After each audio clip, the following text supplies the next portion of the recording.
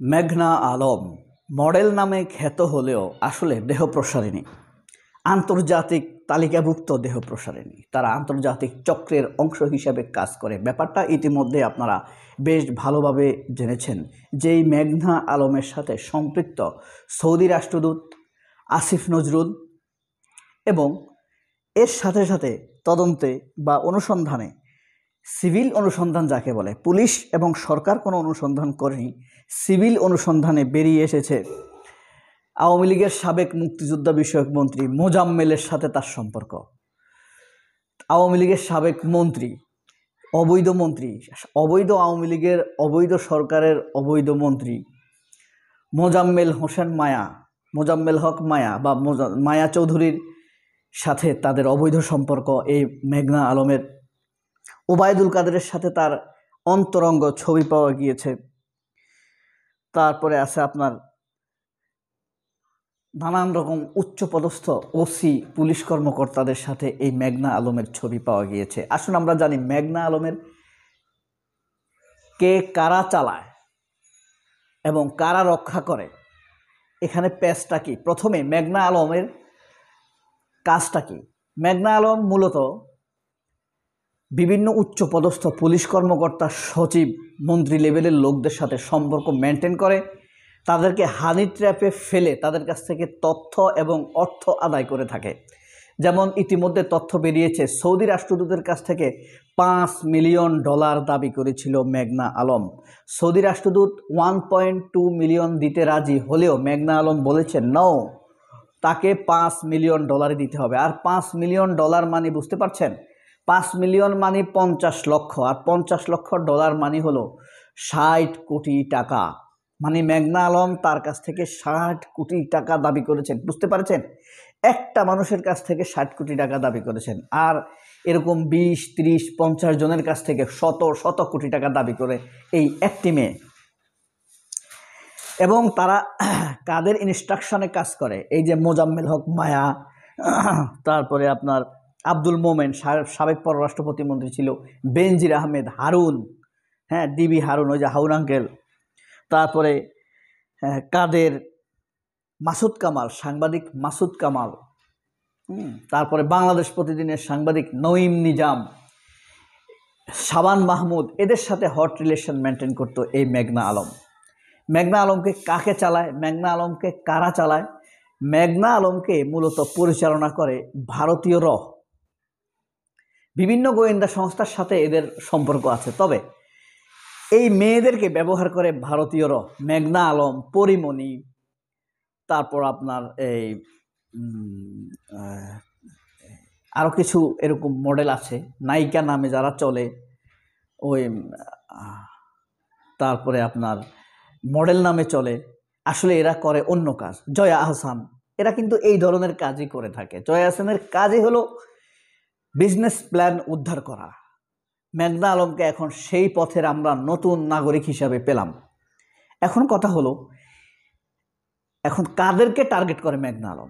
মেঘনা আলমরা আগেই বলেছি বড় বড় উচ্চপদস্থ পুলিশ কর্মকর্তা, ডিজিএফআই বা এনএসআই এর প্রেসক্রাইব বা র এর প্রেসক্রাইব টার্গেটেড লোকদেরকে প্রেসক্রাইব করা, শত্রু দেশের রাষ্ট্রদূতদেরকে টার্গেট করা। যেমন সৌদি রাষ্ট্রদূত, আমেরিকান রাষ্ট্রদূত, মানে রাশিয়া নিয়োগ করবে, আমেরিকান রাষ্ট্রদূতকে ট্র্যাপে ফেলবে, ভারত নিয়োগ করবে, আমেরিকান রাষ্ট্রদূতকে ট্র্যাপে ফেলবে। এভাবেই তারা সাধারণত টার্গেট করে থাকে এবং বড় অঙ্কের টাকা তারা প্রথমে দাবি করে, তারপর ওই হানি ট্র্যাপকে পুঁজি করে সবসময় ইনস্ট্রাকশন দেবে, তুমি এটা করতে হবে নইলে এটা ফাঁস করে দিব, এটা করতে হবে নয়তো এটা ফাঁস করে দিব। মাহিয়া আরেকটা নায়িকা আছে না, তার কাজও কিন্তু এসব করা। এখন দেখবেন তার কোনো সাউন্ড নেই। পরিমণিরা এখন আতঙ্কে আছে, আগের মতো প্রচারণা নেই, ফেসবুকে নেই, কারণ তারা বুঝতে পারছে এখন তারা আতঙ্কে আছে। মেঘনা আলম বেশি সাহস দেখাতে গিয়েছিল, এখানে রেজাউল করিম মল্লিক তাকে ধরে ফেলেছে। এখন কথা হলো, এদেরকে চালায় তো বিভিন্ন দেশের গোয়েন্দা সংস্থা। বাংলাদেশে এদের পেছনে কারা থাকে? এদেরকে মুক্ত করার জন্য বাংলাদেশে বেশ ওত পেতে থাকে কিছু সাংবাদিক, রাজনৈতিক কোলাবোরেট, প্রশাসনের উচ্চপদস্থ পুলিশ কর্মকর্তা। এরা এরা একে যখন ধরা খায় এদেরকে নির্দোষ প্রমাণ করার জন্য বিভিন্নভাবে বিভিন্ন যুক্তি দিয়ে থাকে। যেমন মেঘনা আলম ধরা খাওয়ার পর সবার আগে এসেছিল সাংবাদিক মাসুদ কামাল। মেঘনা আলমের কোনো দোষ নেই, তার কথা হলো মেঘনা আলমকে কেন অ্যারেস্ট করা হলো, এভাবে অ্যারেস্ট করা যায় না। মাসুদ কামাল ডক্টর ইউনূসের সরকারকে ভাবতেছে সাধু শুদ্ধ একদম 100% গণতান্ত্রিক একটি দেশ, কিন্তু বদমাইশ কামাল কখনোই এই যে হাজার হাজার ছাত্র আহত হয়েছে, হাজার হাজার নিহত হয়েছে, তাদের বিচার চাইতেছে না।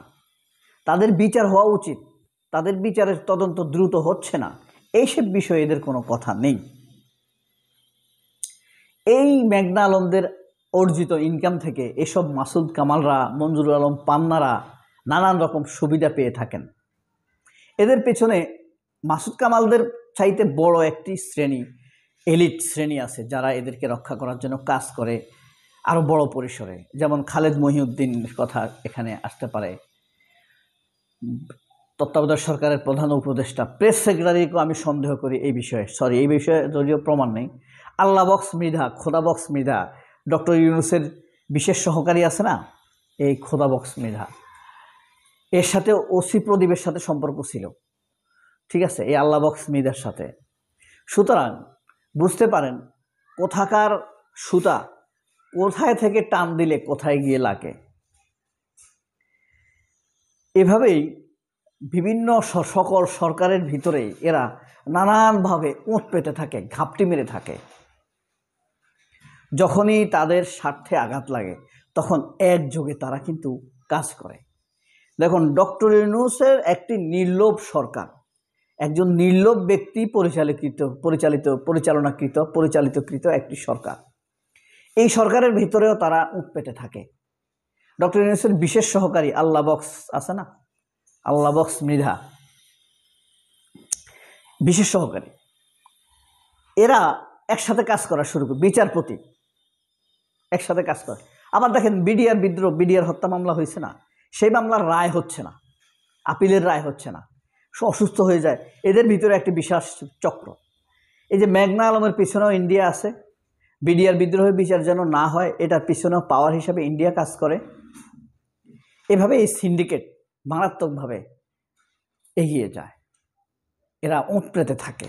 কিন্তু কথা হলো, ইলিয়াস হোসেন, সাংবাদিক ইলিয়াস হোসেন যে বলেছেন, এখন এদেরকে কি সম্ভব কোনোভাবে এদের অ্যারেস্ট করা বা এদের চক্রকে ভেঙে দেওয়া? নয়তো আমাদের রাষ্ট্র তো চলবে না। এদের করায়ত্ত থেকে আমাদের দেশটা ক্রমান্বয়ে দুর্বল হয়ে যাবে, তাদের সিন্ডিকেট ধীরে ধীরে শক্তিশালী হয়ে। আর এই বিষয় নিয়ে, বিষয়টি কার? স্বরাষ্ট্রমন্ত্রী না? আসিফ নজরুল কেন এই বিষয়ে মতামত দিবেন? স্বরাষ্ট্রমন্ত্রীকে সাথে নিয়েই এই বিষয়ে মতামত দিতে হবে। আসিফ নজরুল একটি ভিজুয়াল গুরুতর অন্যায় করেছেন। স্বরাষ্ট্র মন্ত্রণালয় অ্যারেস্ট করেছে এক লোককে, সেখানে হস্তক্ষেপ করেছে আসিফ নজরুল। আমরা অবশ্যই সতর্ক থাকব আসিফ নজরুলের বিষয়ে। সবাই অনেক ভালো থাকবেন। আল্লাহ হাফেজ। আসসালামু আলাইকুম।